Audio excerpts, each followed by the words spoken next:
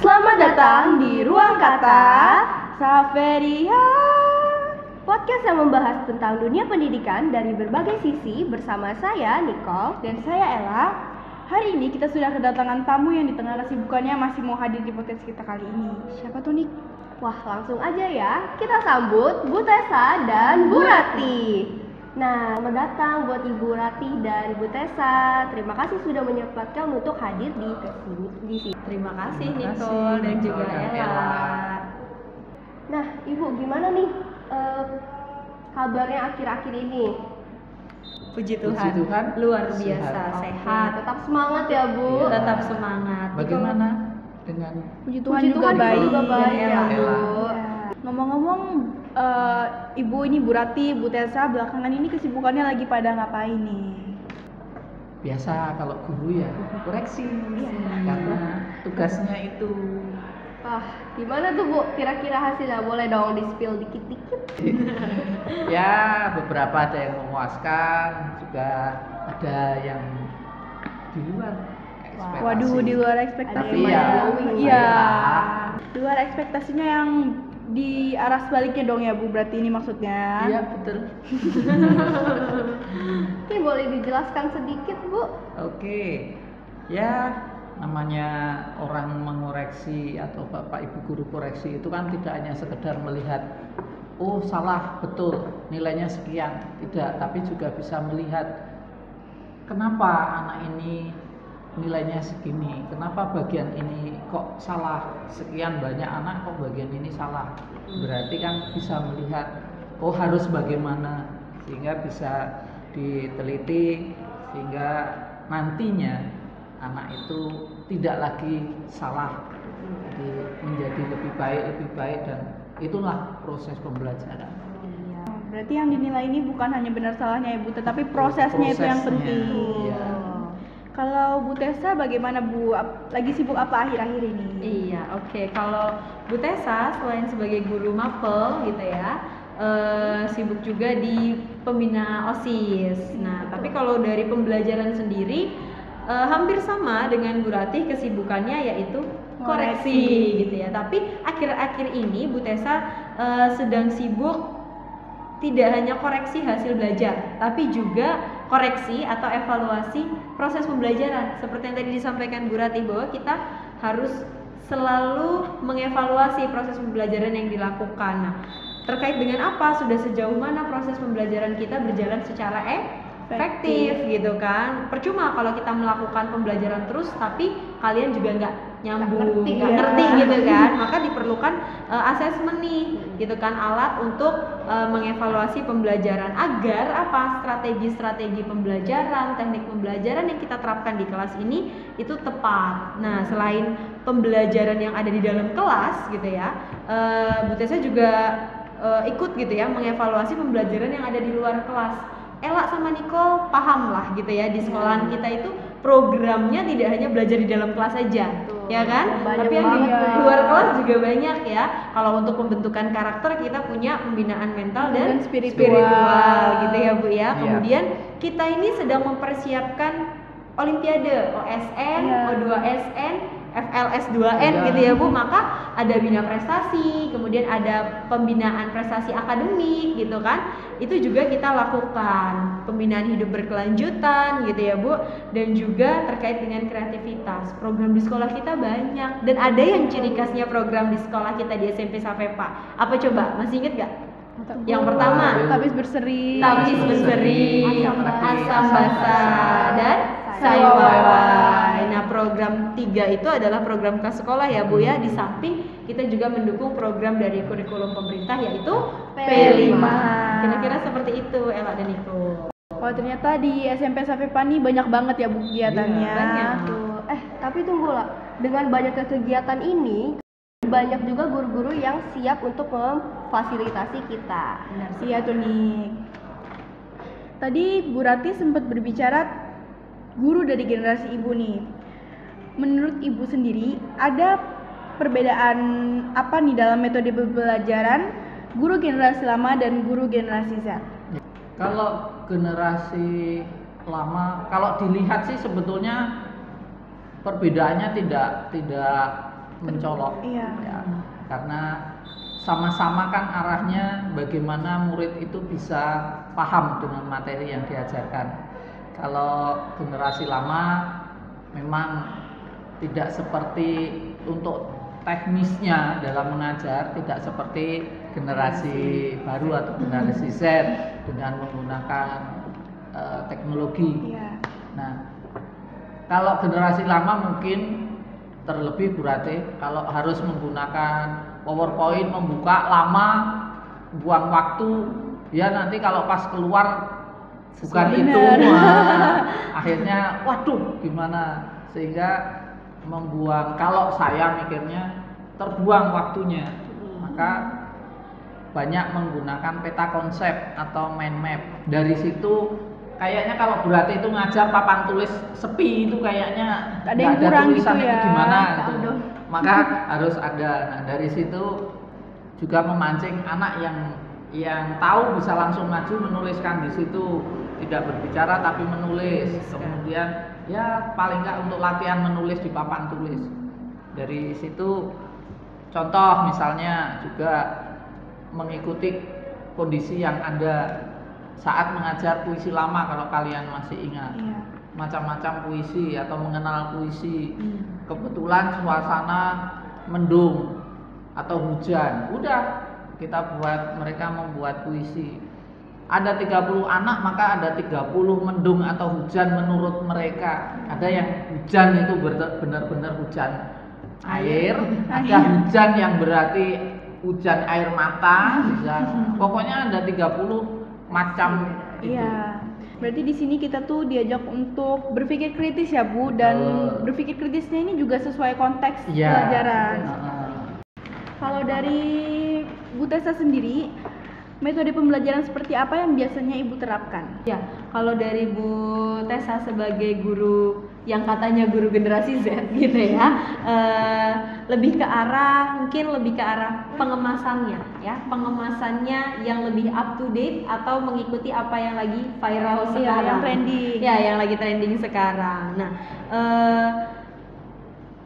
tidak hanya perihal teknologi alatnya saja gitu ya, tetapi yang harus dilakukan up to date ini terkait dengan inovasi atau ide-ide untuk men-setting atau merancang proses pembelajaran di kelas agar pembelajaran itu bisa mengasihkan dan juga bisa bermakna buat peserta didik sekalian. Nah, harus pinter-pinter nih mencari korelasi antara inovasi strateginya dengan materi inti yang mau kita sampaikan. Nah, misalnya contoh nih, Bu Tessa kan mengajar matematika, ya. Matematika saja sudah menjadi mimpi buruk, ya kan, sepertinya. Momok ya. Jadi momok gitu ya. Kalau Bu Tessa sebagai guru membawakan pembelajaran di kelas juga kaku gitu ya, atau terlalu serius, akan masuk nggak kira-kira materinya?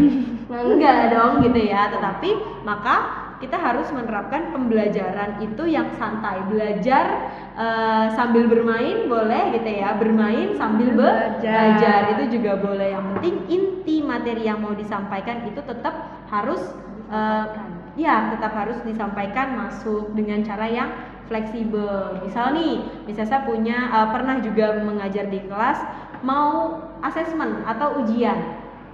Serius kan berarti gitu kan. Kita agak buat mencair suasananya dengan apa? Mereka memilih soalnya dengan cara main Unostako Blocks. Misalnya seperti itu. Kan seru ya. Unostako Blocks, kalau merah dia berhasil ngambil blocks merah, maka ambil soal peluang misalnya seperti itu. Jadi ada bermainnya tapi juga ada yang seriusnya juga. Inovasinya yang digali supaya pembelajaran lebih mengasihkan. Berarti dari penjelasan Bu Rati dan Bu Tessa ini ya nih, perbedaannya itu yang nggak terlalu mencolok, cuman dari cara pengemasannya. Ya. Oh ya Bu, ada nggak sih metode pembelajaran dari guru generasi lama yang masih relevan untuk generasi sekarang? Ya, kalau zaman Bu Ratih sekolah, guru mencatat dari ujung sampai ujung, penuh, muridnya jadinya mencatat, jadi entah nanti dibaca atau tidak. Nah, kalau hal seperti itu, isi jam mengajar Bu Ratih 2 jam misalnya, 2 jam suruh menulis, alangkah capeknya atau murid itu. tangannya keriting, Jadi Bu. itu apalagi mencatatnya banyak dan susah misalnya. Dengan cara yang seperti itu, maka saya saat menjadi guru seperti tadi awal Bu Ratih mengatakan, kenapa harus dibuat susah? Maka pakai saja peta konsep, sehingga satu, mereka bisa menghafal, mereka bisa memahami, mereka juga bisa mengingatnya cepat.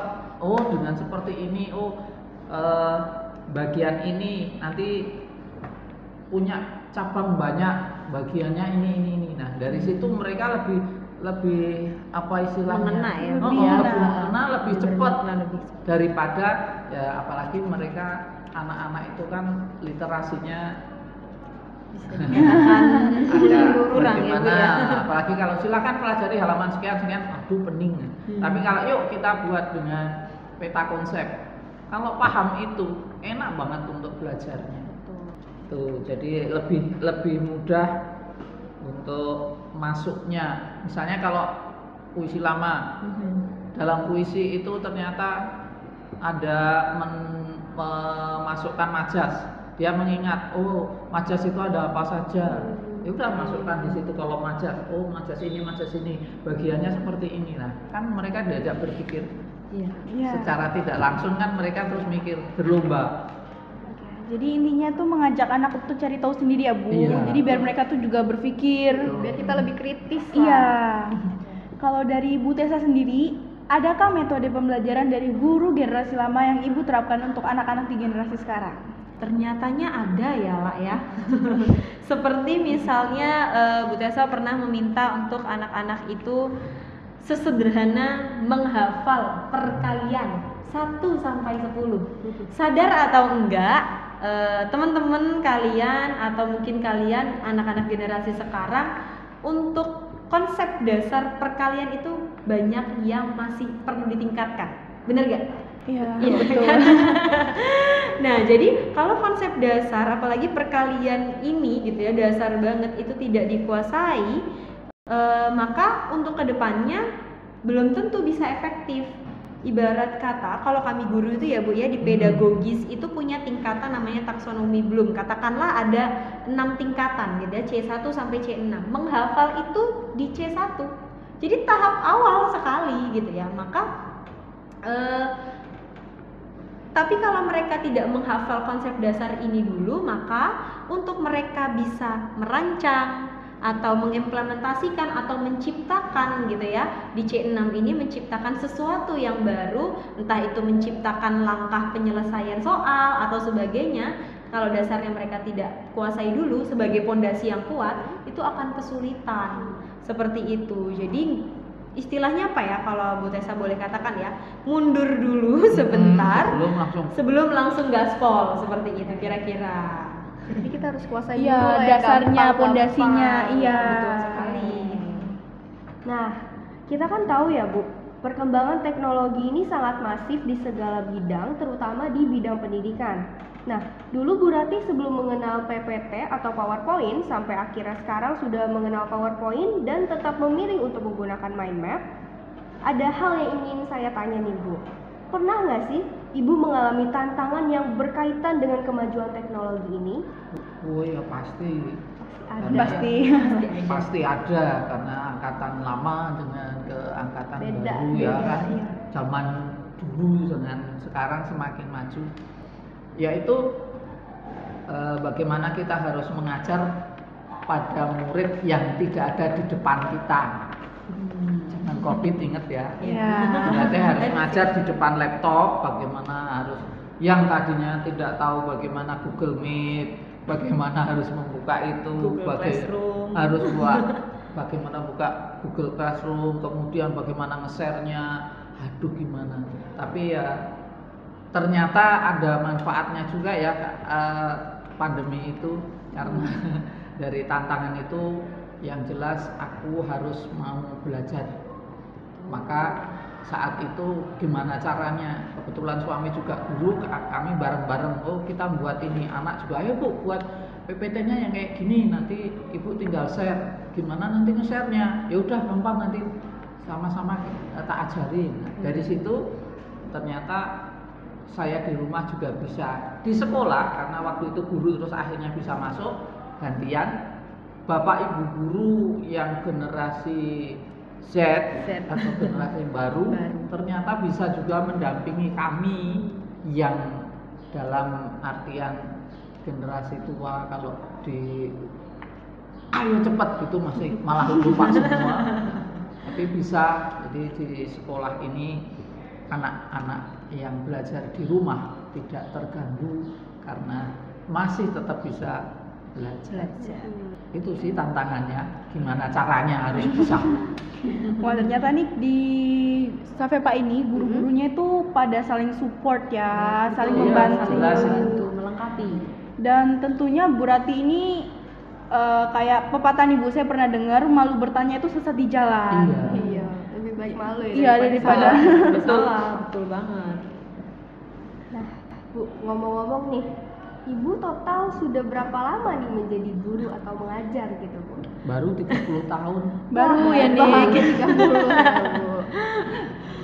Selama Ibu ngajar itu ada nggak sih momen yang paling berkesan, yang paling Ibu inget nih selama 30 tahun yang baru 30 tahun mengajar ini, Bu? Ada dua hal ya. Hal yang pertama itu yang generasi sebelum 2000 dengan generasi yang setelah 2000. Yang sebelum 2000 dulu hanya ada televisi, tapi mereka murid-murid Bu Ratih itu gimana caranya mereka menerima umpan. Jadi Bu Ratih buang umpan, terlebih masalah politik. Oh benar-benar mereka itu berlomba, oh ya Bu ini. Tapi begitu si generasi di atas 2000 dengan sudah ada HP, saya agak sedikit sedih sih sebetulnya. Dengan dunia sudah di genggaman mereka, tetapi mereka agak susah untuk diajak, ayo cepat, kamu punya apa, kami untuk ya bisa dikatakan berpikir kritisnya kurang. Karena ya mungkin Menggampangkan merasa gitu. betul. Karena udah ada di tangan nih, Itu kapan sih aja bisa sebetulnya dicari. tantangannya Bu Ratih, gimana supaya anak murid ini meskipun dunia di tangan tapi dia harus tetap bisa berpikir kritis sehingga dia tidak dimanfaatkan atau dikendalikan oleh teknologi yang sebetulnya ciptaan mereka juga toh.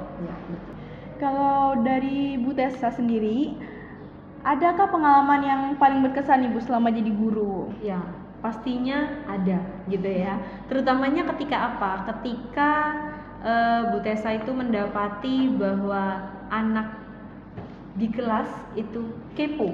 Tapi keponya kepo yang sesuai dengan materi ya, bukan kepo yang lain gitu ya. Yang nggak penting nggak usah gitu kan. Keponya sesuai dengan materi. Sesederhana misalkan kalau matematika itu identik dengan latihan soal, kemudian mereka Bu Tessa minta untuk mengerjakan, padahal baru mengerjakan langkah 1 atau baru mengerjakan sampai langkah 2 gitu ya. Tapi karena mereka berusaha sendiri, mereka kepo nih, kira-kira Bu bertanya, benar tidak langkahku gitu ya. Kemudian kita sebagai guru, oke, benar, maka silakan lanjutkan gitu kan. Oke, kalau salah apa nih koreksian, salahnya di mana, seperti itu. Jadi ketika kalian itu kepo untuk bisa terlibat aktif di dalam pembelajaran, itu adalah sesuatu yang sangat mengesankan. Karena apa? Di generasi zaman sekarang ini kan, karena tadi ya Bu Rati bilang sudah ada di genggaman semua ya Bu ya, di gawai kita tuh semua sudah ada, maka sangat jarang sekali ditemukan generasi sekarang yang mau bertanya kepada gurunya sekecil apapun gitu ya. Mereka cenderung tanyanya ke apa? Ke AI, ke Google dan segala macam itu. Nah, kira-kira seperti itu.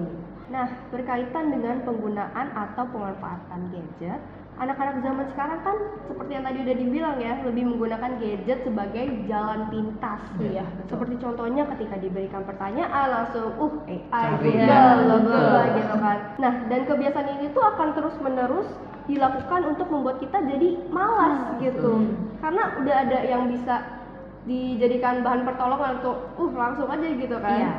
Nah, karena untuk menyikapi fenomena ini, bagaimana sih strategi Bu Rati dan Bu Tessa agar kebiasaan ini tuh tidak menjadi budaya untuk generasi sekarang?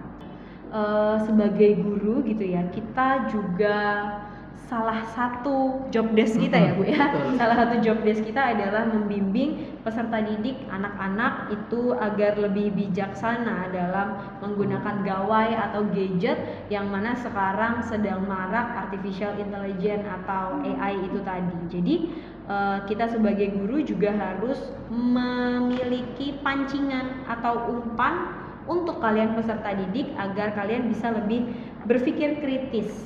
Jadi kita berikan juga rambu-rambunya nih. Contohnya misalkan saat pembelajaran matematika nih, Miss Tessa pernah minta untuk anak mencari apa itu pengertian relasi dan fungsi gitu ya. Sumber belajarnya bebas. Sumber belajarnya itu bebas, mau dari buku paket, mau ke perpustakaan gitu ya, atau mau dari handphone gitu juga boleh gitu ya. Maka ketika ada anak yang menggunakan handphone, dia mengutarakan kan, setelah mencari kita mempresentasikan ya, mengomunikasikan apa yang didapat seperti itu. Apa itu relasi gitu ya? Yang dia sampaikan relasi adalah hubungan antar manusia.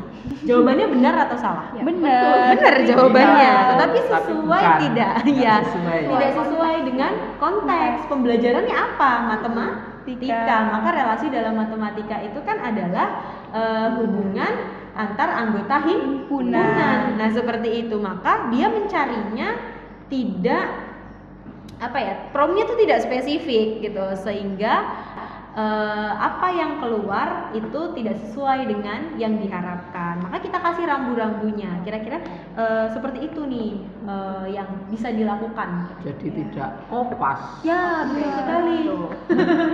Copy paste gitu Nah, ya.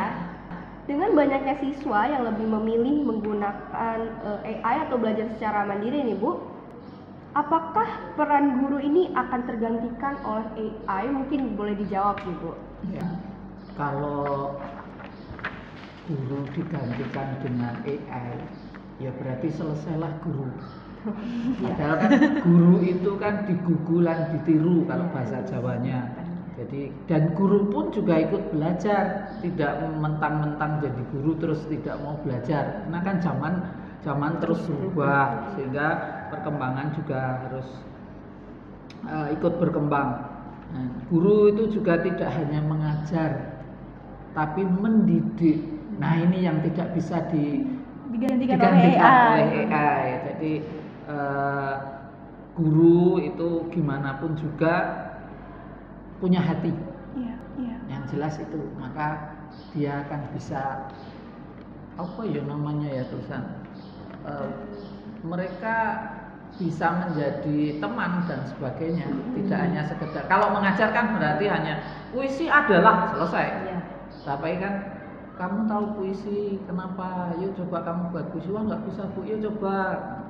Dari situ tidak bisa tergantikan oleh AI. Iya, bener banget itu Bu.